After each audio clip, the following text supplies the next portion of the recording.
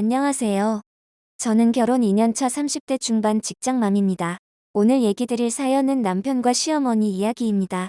보통 남편이 시댁 부모님이나 형제들한테 돈을 퍼주거나 빌려주는 경우가 많다고 하는데 제 남편은 저랑 사귈 때부터 시댁 부모님과의 금전거래가 확실했습니다. 남편은 막내인데도 불구하고 대학교나 대학원을 나올 때도 시댁 부모님의 손을 하나도 빌리지 않고 혼자서 학비를 다 해결해서 다녔고 또 저희가 결혼 준비를 할 때도 양가 부모님 도움은 하나도 받지 않고 저희 둘이서 알아서 준비했거든요. 시댁에는 시부모님들과 격리 파트에서 오랫동안 일하다가 쉬고 싶다면서 몇 년째 취업을 하고 있지 않고 놀고 있는 결혼 안 한 38살 시누이가 같이 살고 있고 시댁의 장남인 아주버님은 결혼해서 나가 살고 있는데 보일러 기사 일을 하다가 최근 가게를 차려서 하다가 망했는데 이후 일을 안 하고 있는 상황입니다. 시댁 사정이 이렇고 시부모님은 가진 재산이나 돈도 없으시다 보니 집에서 사소하게 주문해야 할 생활용품이나 비용이 필요할 때면 자식 중에서 저희가 그나마 낫다고 생각하셨는지 저희한테 매번 말하시는 거였어요. 하지만 저희 부부도 맞벌이를 하긴 하지만 둘 다 월급이 그렇게 많은 편도 아니었고 결혼해서 분양받은 아파트 대출금 갚아나가기도 빠듯한 형편이었어요. 제가 결혼한 지 1년쯤 되었을 때였어요. 시어머니가 전화를 하시더니 며느리인 저한테 서운하다는 소리를 하시는 거였어요. 내가 말을 안 하려고 했는데 너희들 부모한테 너무한 것 아니냐? 네? 어머님, 무슨 말이세요? 내가 뭐 좀 주문해달라고 했는데 부모 간에 몇만 원도 받으려고 하니? 네? 신랑이 그랬어요? 내가 인터넷으로 사달라고 한 게 있는데 아들이 전화해서 돈 달라고 하더라.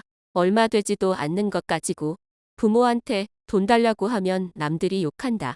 그런데 어머님, 저는 모르는 일이에요. 남편이 주문해준 것도 모르고요.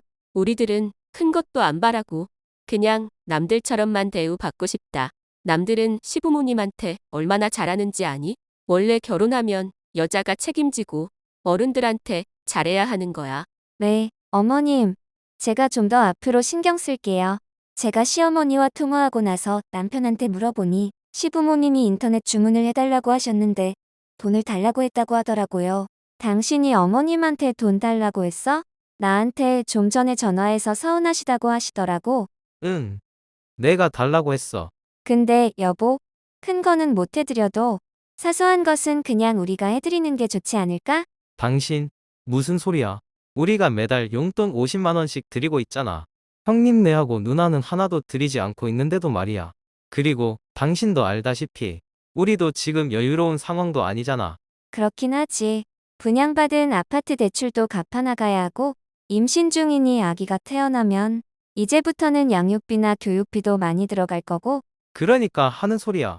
형도 있고 누나도 있는데 우리가 매번 생활용품 주문해드리는 것도 오히려 고마워 하셔야 하는데 말이야.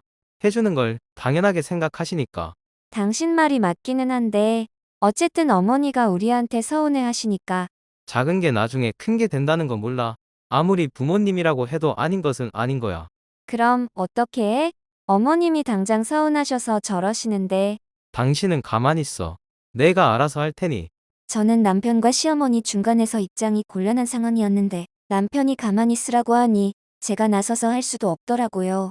일단은 남편이 시키는 대로 하자고 생각하고 관망을 하고 있는데 며칠 후에 시어머니한테 전화가 다시 걸려왔습니다.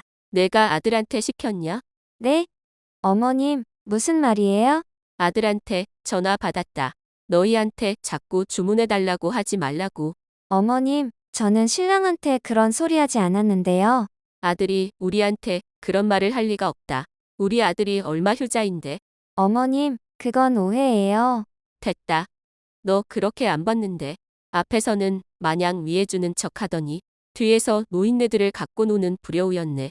역시 사람은 겪어봐야 안다니까. 어머님, 시어머니는 그렇게 말하고는 전화를 끊어버리시는 거였어요.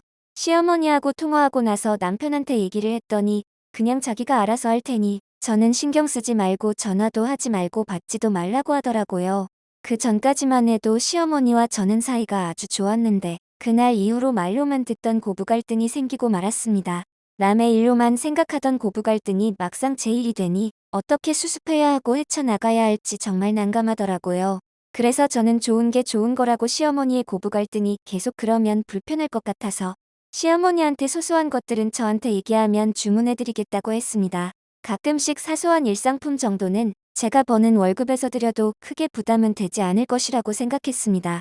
남편한테 차라리 얘기를 하지 않는 게 낫겠다 싶어서 일부러 얘기하지 않았습니다.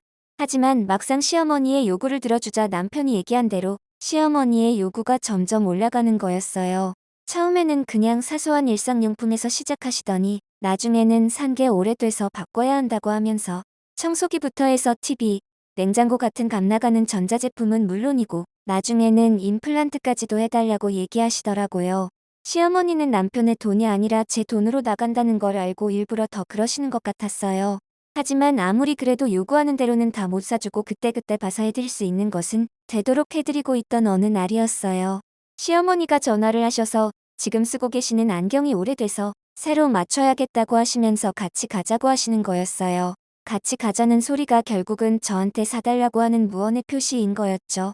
그때는 저도 여유가 없던 상황이긴 했지만 시어머니가 안경이 안 맞아서 안 보이신다고 하기도 하고 또 노안으로 고생하시는 친정 부모님 생각도 나고 해서 알았다고 했습니다.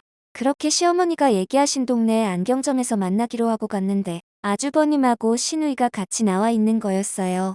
그때는 그냥 시어머님 안경 맞추는 거니 같이 나온 건 줄 알고 아무 생각 없이 안경점에 들어가니 다들 따라서 들어오더라고요. 시어머니의 안경을 맞추고 나서 제가 안경값을 지불하려고 하는데 시어머니가 옆에 와서는 말을 하시는 거였어요. 며느라가야. 내 안경 맞추는 김에 아들하고 딸 것도 같이 좀 하자. 네? 아주버님하고 형님 것도요? 아들하고 딸도 안경이 오래돼서 바꿀 때가 됐다고 해서 내가 데리고 왔다. 어머님, 저는 시어머니의 말에 어이가 없었지만 그렇다고 시어머니의 말을 듣고 공짜로 안경을 하려고 따라온 아주버님이나 시누이가 더 가관이고 황당했습니다. 저는 어쩌면 저렇게 염치가 없는 시댁이 있나 싶었습니다.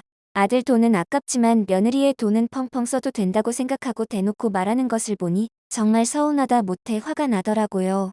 결국 보다 못한 제가 시어머니한테 폭발하고 말았습니다. 어머님, 제가 설마 은행으로 보이시는 건 아니시죠? 아무리 그래도 해드리는 것도 한계가 있죠.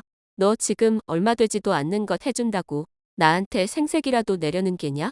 어머님, 저도 이제 태어날 아기도 있고 아파트 분양 대출금은 아직도 못 갚고 있는데요. 내가 그렇게 돈이 없다면 친정에 안 보내고 우리한테만 쓰면 되잖니. 네? 그게 무슨 소리예요? 며느리가 버는 돈은 원래 다 시부모한테 쓰는 거야. 저 친정에 돈 나가는 것 하나도 없어요. 오히려 우리가 도움을 받고 있는데요. 됐다. 그렇게 생색내려면 하지 마라. 내가 해준 것도 없으면서 다 우리 아들이 해줬지. 어머님, 무슨 말을 그렇게. 저는 시어머니의 말을 듣고 제가 왜 그동안 바보같이 해줬는지 정말 참 후회되고 시댁에 그동안 해준 돈이 아깝다는 생각이 처음으로 들더라고요. 제가 해주는 것을 고맙다고 생각하고 있는 것이 아니라 그냥 당연하게 생각하고 있었으니까요. 저는 남편에게도 얘기는 해야 할 것 같아서 얘기를 했더니 남편이 부모님한테 화가 난다면서 매달 드리던 용돈마저도 끊어버리더라고요.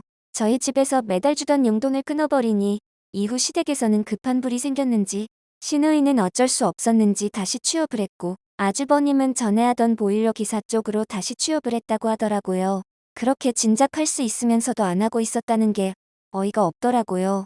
시어머니한테는 돈이 없으시니 계속해서 용돈을 안 드리기는 그래서 남편이 최근에 용돈은 드리기 시작했는데 이제는 전처럼 우리한테 용돈 외에 사달라거나 주문해 달라는 소리는 일절 못 하시더라고요. 우리가 매달 드리는 용돈을 한번 끊어버렸더니 전처럼 또 그러면 용돈마저도 못 받게 된다는 것을 터득하신 것 같습니다. 어쨌든 저도 이제는 제가 버는 월급에서 시댁으로 빠져나가는 돈이 없게 돼서 저와 남편 그리고 태어날 아기를 위해서 열심히 적금도 붓고 돈을 모으고 있답니다. 그리고 제가 결혼하고 나서 친정집에 너무 무심했던 것 같아 제가 버는 돈으로 친정 부모님한테 용돈을 드리려고 했더니 친정 부모님은 그 돈으로 제 분양 대출금부터 빨리 갚으라고 하시더라고요. 너희들도 지금 어려우니 마음만 고맙게 받겠다고 하시면서요. 타인의 은혜에 감사할 줄 아는 마음, 그것은 건실한 인간의 첫 번째 조건이라고 하는 괴테의 말이 생각납니다. 조금 있으면 아기도 태어나는데 저도 받는 것이 있으면 작은 것이라고 해도 항상 감사하는 마음으로 살려고 합니다. 지금까지 제 사연 들어주셔서 감사합니다. 여러분들도 힘내시고 행복한 날들 되시기 바랍니다.